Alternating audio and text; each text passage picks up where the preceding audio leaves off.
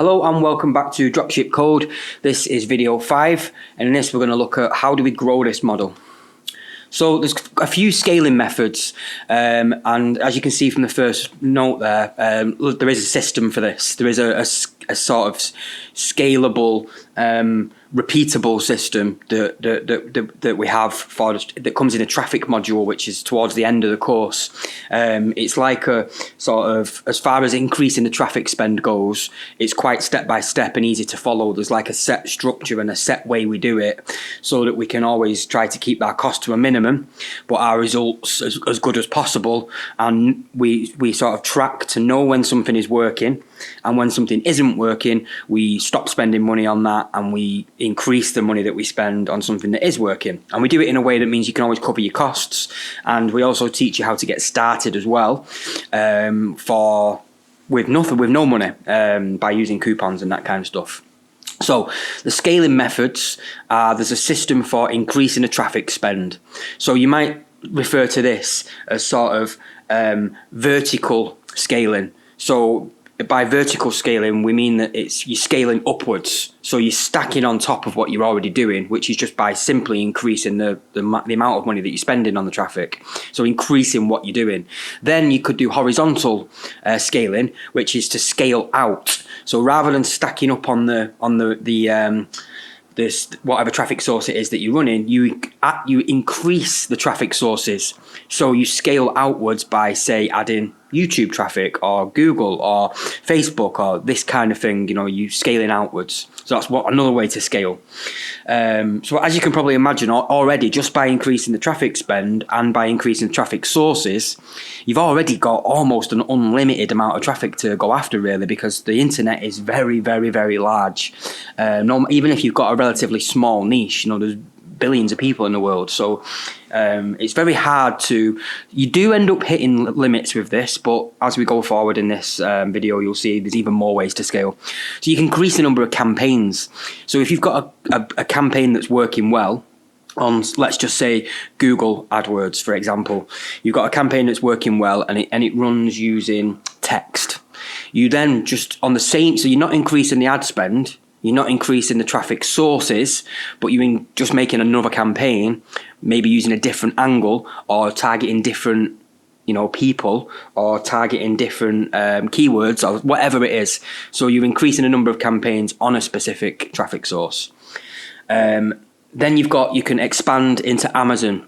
Now, obviously, when you start getting into Amazon and those kind of places, because of the way the system works, you're not going to be competing on price, because there should be nobody selling the products that you're selling for less than you are selling them for, if that makes sense, because the suppliers enforce minimum prices, so you've got to sell at a minimum price. Then affiliates is another one. So you could have affiliates who, let's say you've got a product at $1,000. Affiliates, really, I mean, you're already drop shipping the product. You could have affiliates. In most cases, there would be no reason, there'd be nothing to stop. Let's say you had a $1,000 product and that product cost $500. You could have affiliates selling that product for $100. You'd still be paying more than Amazon actually pay on their commissions, because they have such tight margins. But in most cases, affiliates would be only really sort of that relevant when you get to the point where, as I'll show you much later in the course, it is possible for you to source and brand your own products. That is another way of scaling, is by rather than selling, a supplier's product where you actually have the product manufactured yourself and you ship out. Then obviously you've got a lot more profit to play with. Using affiliates as a traffic source is more relevant at that point.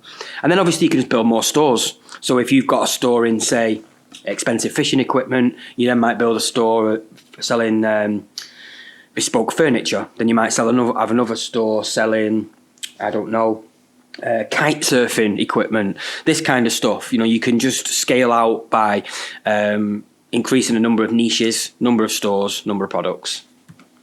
Automation is another way of scaling, because what you're going to find is that what we want to do is, I mean, this business model could very well be, you could make one store, you could be making, say, I don't know, one sale a day, $300 profit a day. You could hire virtual assistants to fulfill your orders. You could outsource your support, and you could outsource your traffic generation. And you might be happy to just be making $150, $200 a day and live a decent lifestyle off that. So just by sitting back, doing next to no work, just managing those staff. Or you could use that time that you free up to create more stores, to create more campaigns, to run more traffic, to source new products or make your own brand, that kind of stuff. So automating is definitely a way of scaling, because the most valuable asset you've got obviously is time. There's only so many hours in a day, and you've got to choose how to use that. You might choose to use that just to go traveling and log onto the internet once a day to make sure everything's going okay, and then just live off the money. You know, there's lots of ways of that totally depends on your lifestyle and what it is you're looking for. An exit strategy. So in some of these stores, you'll be building in niches that are very popular today, and they will be very popular in 10 years. Things like furniture, for example. Furniture does go in and out of fashion. However, if you're selling things like tables, generally you're going to be selling stuff that is good today and good in 5 years. However, if you end up in niches where it's very popular now, but you can see that it's probably going to be something that's not going to be around in, say, 5 years, what you might want to do is build that website up as much as you possibly can, and then look to sell the website. So you could flip the website by using website brokers. There's websites out there where you can go and list your website, like Flipper.com, sell the website to someone who's looking to buy a profitable website, and then just do the same thing over again. So rinse and repeat, and just keep doing that over and over again. And we've had sales of 5 figures upwards, and we'll go into that in much more detail later in the course. There's I'll be making videos that will walk through exactly how to do that, exactly what to expect. So thanks a lot for watching this video, and I'll see you in the next.